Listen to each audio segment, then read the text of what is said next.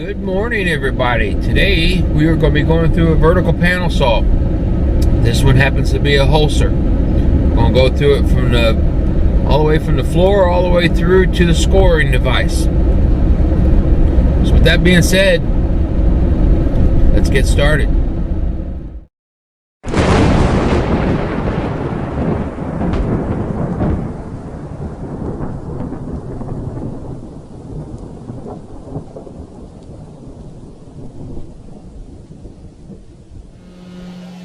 Alright, I want to give you a real quick overview. We're going to square up this panel saw and we're going to go through the entire process, and we're going to assume that nothing is correct.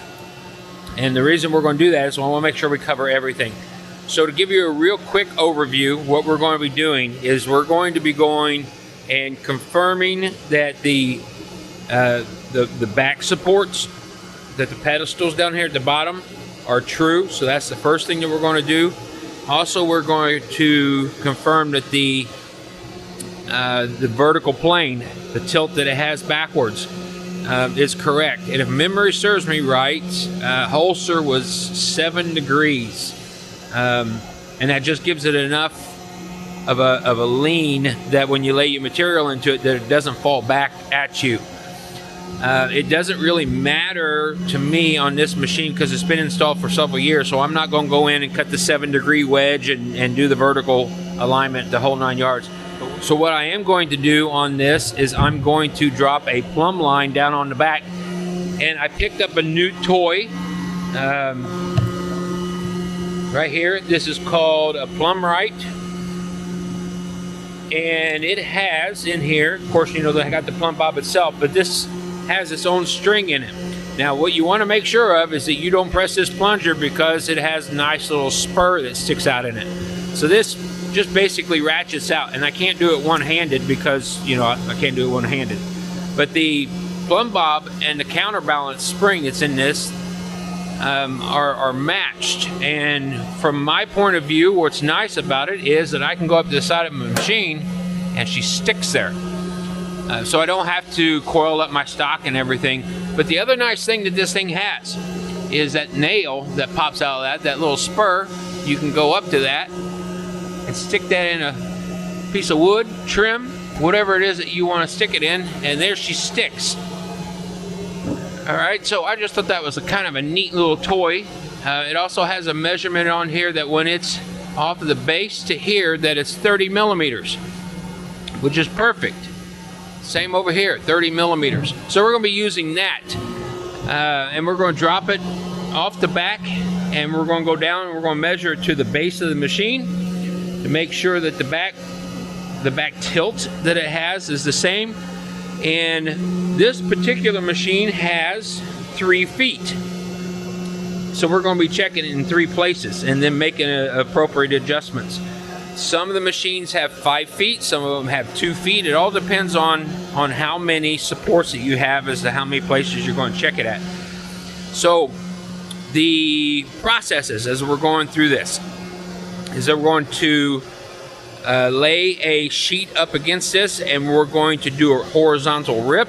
I don't care about the quality of cut, but what I'm going to do is I'm going to do a horizontal rip in the center of the panel, and then we're going to take the top panel and we're going to lay it down in front of the other half so that now it becomes half as wide but twice as thick.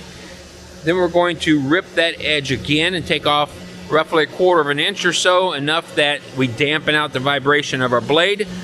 And then once we do that, we're going to take the front sheet, we're going to flip the front sheet up, and the front sheet, now with it being inverted, doubles our error down our rip.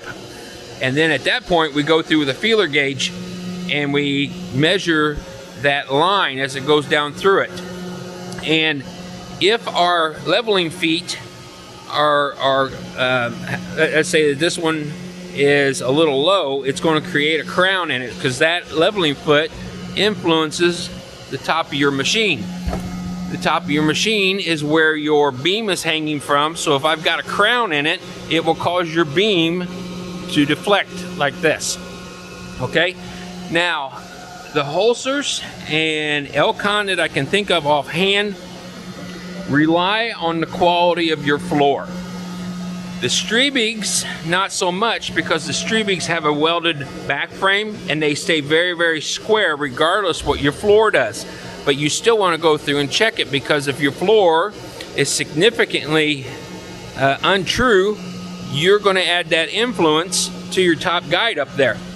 This top roller here sets on that guide, and that of course is going to influence everything from there. Once we get the horizontal rip correct, we'll go back in and reconfirm our vertical plane to make sure our vertical plane is correct. Then and only then do we start going in and start doing our stations for being square.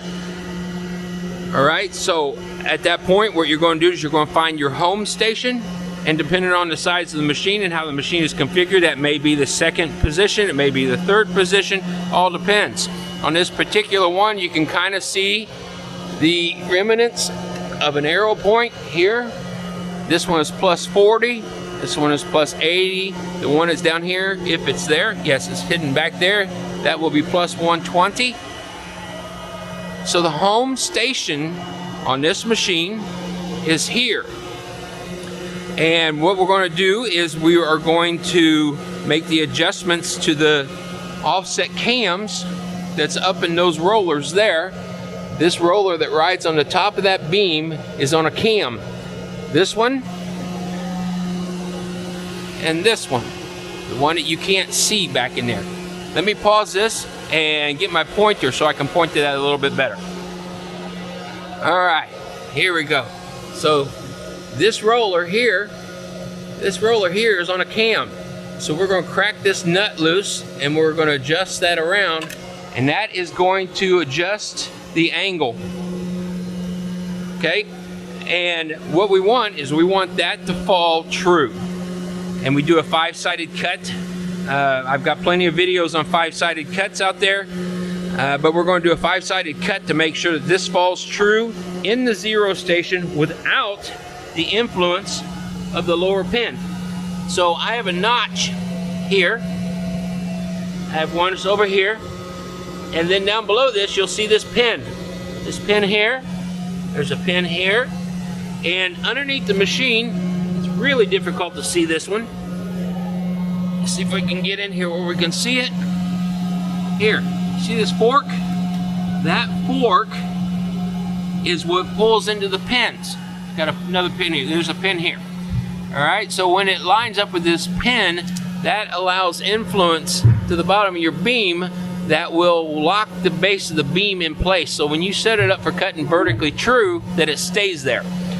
Alright, so the reason that I was telling you about setting up for your zero station, which is this one here, is that we want this to fall 90 degrees with zero influence on that beam. Okay? At that point, then what I'm going to do is I'm going to come to my plus 40, I'm going to true that up. The influence on it is then controlled from the pin. So the zero station I control with the lock, then I control it with the pin, with my pin here, and then down here at my negative station. I control that with the pin. That will tune the entire machine in. So when we're going through this, we will check and double check and triple check our settings because each relationship builds on the previous one. All right.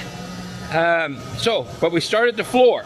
The reason that we start at the floor is, if you notice, this machine is setting on 2 different pads. So the pads are going to add influence to the frame.